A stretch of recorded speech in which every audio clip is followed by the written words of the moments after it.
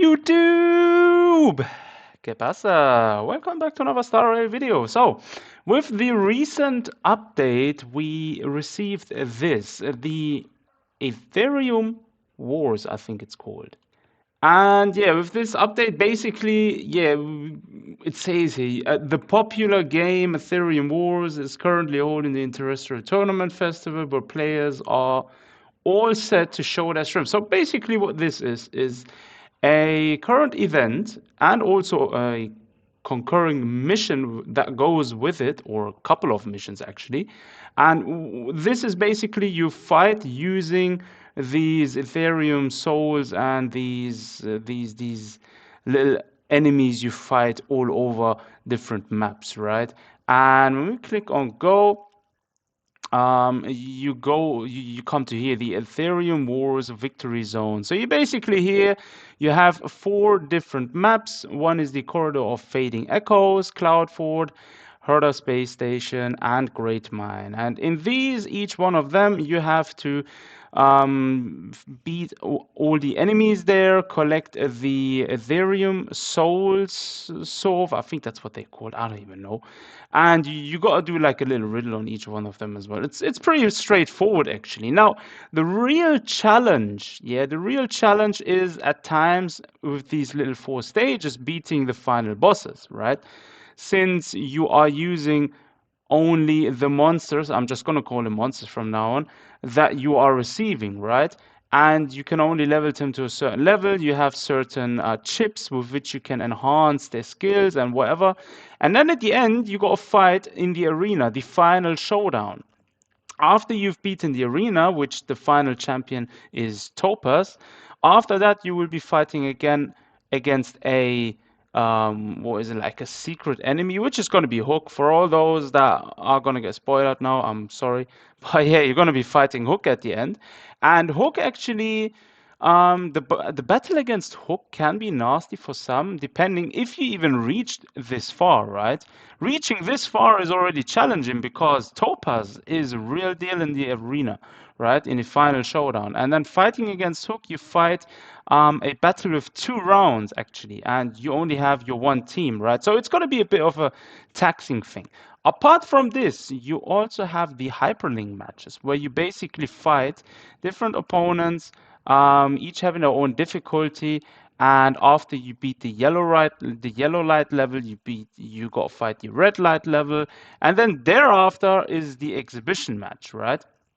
And I haven't even gotten that far. I'm currently at the red light level. I haven't even started here yet, but I was going to do that after finishing this video, right? Now, I'm going to be talking you guys through which team is the most optimal team, and with which team I have managed to get this far. And I've actually never even came close to dying with this team, right? So let's quickly go to Welt. Welt is, I believe you should be standing right behind me. Let's go back. Welt, where are, yeah, here it is. Right. I'm going to show you exactly my team setup and my build, and we're going to be beating Welt together. Is the first red light opponent. So this is my team. Let's quickly have a look. So I'm using 2 healers in the team, the Entranced Ingenium and the Puffball. Both are actually needed, right? With this team setup, I'm using a team setup of 2 healers, 1 support, and 1 overlord character. And this overlord character, the Silvermane Lieutenant, has a specialty, which is basically he counters every time a member gets attacked, which is so OP. And if you have the Silvermane Cannoneer in the team and his skill is active, he will also do a counterattack once Silvermane Lieutenant attacks, which is so nice. That combination is just so toxic. Now let's look at the different skill chips which I've gave each and one of them. Now the first one for the Entrance Ingenium, why did I choose it? This is, as it says, a healing type Aether Spirit. Its skill can transfer HP to friendly units and it can resist fatal damage. Now, it can resist fatal damage multiple times. So when it's a killing blow, he will resist it. And if his ultimate, which is this one, basically is active, it resets emergency mode's trigger count. And once you proc that, he's able to resist another fatal damage. And you can keep doing that. So he's basically the one who is the sustain of the team. You want to attract all the attention of the enemies to him. And how do you do that? With expansion chips. So you give him basically the shield system, which basically greatly increases the chance of being attacked upon entering battle. He also obtains a shield. And you want to give him the firewall. Increases his max HP by 40% and greatly increases the chance of enemies attacking the wearer. And that's 100% the ones you want to be giving him. You don't want to be giving him anything else, because he is the one, again, who's supposed to sustain the team. And he has also a heal skill. With this skill, he basically heals one of the members of the party and he loses damage himself. But that doesn't matter, because we have the puffball in the team as well. He is our secondary or primary healer, as you may choose, right? So this character, or this spirit here, basically heals the entire team. With his skill, he's able to heal. However, his ultimate is the one we're looking for, because with his ultimate, once this is active for 2 turns, he basically, whenever he attacks with his basic attacks, he deals damage to enemies. And he also buffers the team, giving them a damage increase and also healing them the same way his skill would be used to heal. So you really don't need to use his skill throughout. All you want to be doing with this character is spamming his basic, using his ultimate, and then using his basic again. And that's the way you want to be playing him. With the Entrance Ingenium Obedient Draculon, you want to be using only his basic attack. When someone needs a heal, use his skill, and you don't want to use his ultimate. You only want to use his ultimate after he's received fatal damage and recharge his health. So when he takes fatal damage, his HP goes to 1, and he attacks one of the enemies and gets, I think, 3000 HP or something like that, right? And that's when you want to use his ultimate, and that's how you want to play them. Now, these are the 2 sustain / healing units of the team. Now, the main deal are the Overlord, Lieutenant, and obviously the Silvermane Cannoneer. Why are these 2 so broken in a team combination? Now, first of all, let's talk about the Overlord. A defense type Overlord, Aether Spirit, it can provide shields for the entire team. When an enemy attacks a shielded friendly unit, it can launch a counter, and that is why he is so broken. Like, he will, with his skill, give someone a shield, and with his ultimate, the entire team gets a shield, right?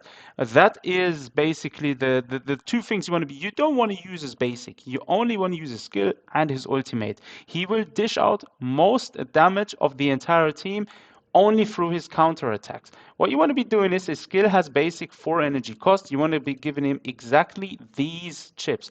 After entering a battle, reduce the energy required for ultimate by 1. So he basically needs only 3 instead of 2. Then the second one, when it's not the wearer's turn, the wearer increases their attack by 50%. So basically, when someone, say for example, someone in the team gets attacked and has a shield, he will drop a counter. Because it's not his turn, his attack is going to be increased by 50%. So he's going to be dealing even more damage, right?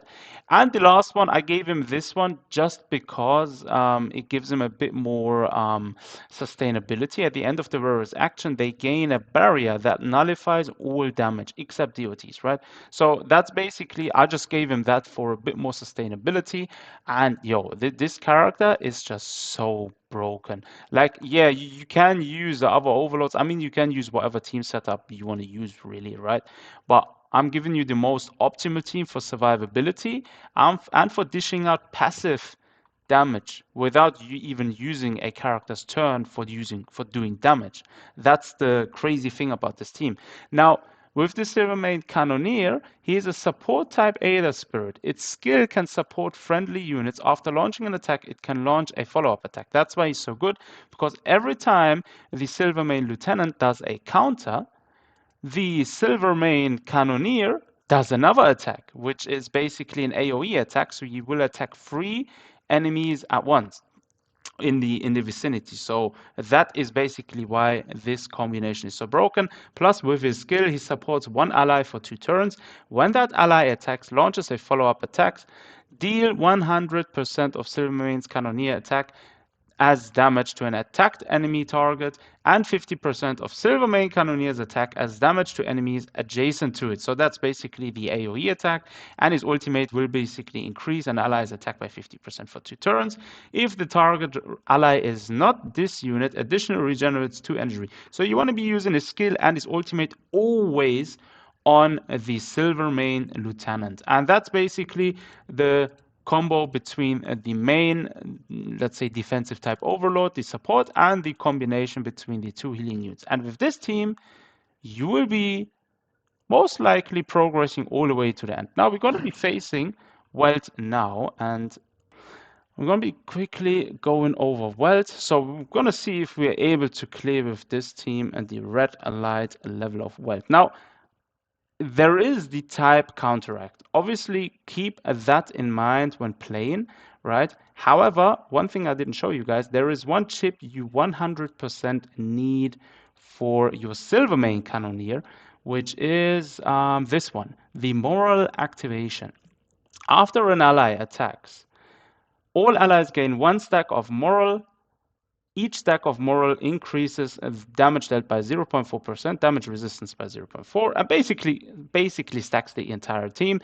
And this one procs each time Silvermane Cannoneer does a follow-up attack, or any character does any attack. Even the counter attacks of the main lieutenant are proc by that, and that is why this is so broken. Now, without further ado, let's jump into this battle, because yeah, I want to see if this team is basically able to kill red light level opponents. Yeah, so we're going to use a support skill on the main overlord. We're going to use this one as well on the main overlord as well. We're going to use his shield as well, so everyone is shielded. That way he procs his attacks. We're going to use immediately the ultimate skill of the puffball to basically proc the buff effects of his attacks. And now we can attack using the first AoE. As you can see, the team is buffed. Now Overlord will do a counter, and as you can see, the damage of that counter, which is basically crazy, even though there isn't much of a type advantage, right? Look at this. The entire team is getting attacked, and he's just basically counteracting. And that is why this team combination is so broken. He's going to give another shield. Let's give that shield to, yeah, let's give it to him himself. Boom. And now the main one will attack, and he will also get countered. And the Silvermane's Cannoneer attack isn't too bad as well. I mean, the damage output isn't really that high from him. However, I mean, it's all right. It's definitely a big boost, additionally on top of the Overlord damage attack. Now he will do another attack. What you want to be doing as soon as his ultimate is ready to be used, you want to use it immediately to give your team a shield, because that way you proc in the counter attack mechanic, which is basically the one you want to be 100% of time having active. Now he's going to get attacked as well. Boom, we're going to attack the ultimate again. Why the ultimate? You definitely, again, as I said, want to use a chip where he basically reduces the energy cost to 3 instead of 4. That is 100% of the thing you want to be using on the Silvermane Cannoneer. With that one, you're basically giving yourself the chance that your main defensive type Overlord basically does his attack, gets his ultimate faster activated than before. Right, he's gonna get counter-attacked again. We're gonna activate the main ultimate. Now it's basically a win-win either way, because what is this little thing gonna do? Nothing. And this team works great on auto, because the AI of both these, the support type and the defensive overlord type, basically they will constantly help each other out, right? That's basically the AI, how the AI works. And the AI will also constantly activate the ultimate of defensive overlord. And it's also great to know that the AI doesn't spam the ultimate of the Aether healer, which is basically awesome. And that's it. We won. Easy as that. This team is basically the best carry team for the Aetherium War, bro. I don't even know how to spell that. It's basically the best team for the wars. And here on the red light, you get a few more chips. Now, this one, when an enemy is defeated, all other enemies, which is not greatly delayed, it's not bad. The Trotter greatly enhances it. This one I could see getting good use for the Trotter. We'll see once I unlock that. This one here consumes. This one is something you don't want to use with this team rotation. However, the freeze loophole chip is actually pretty good. And yeah, with that, we basically finished it. And there is one more thing, in case you guys want to know which, because after you finish all the prerequisites, you're able to choose a character. Now, I've already done this. You have Hook, Pela, I think Luca, and Serval. Now, I personally chose Pela. She's E4 now. However, choose whichever character you want to have. That's completely up to you. And always don't forget to collect these rewards. And yeah, with that, thanks for watching. Take care of yourselves. Until next time.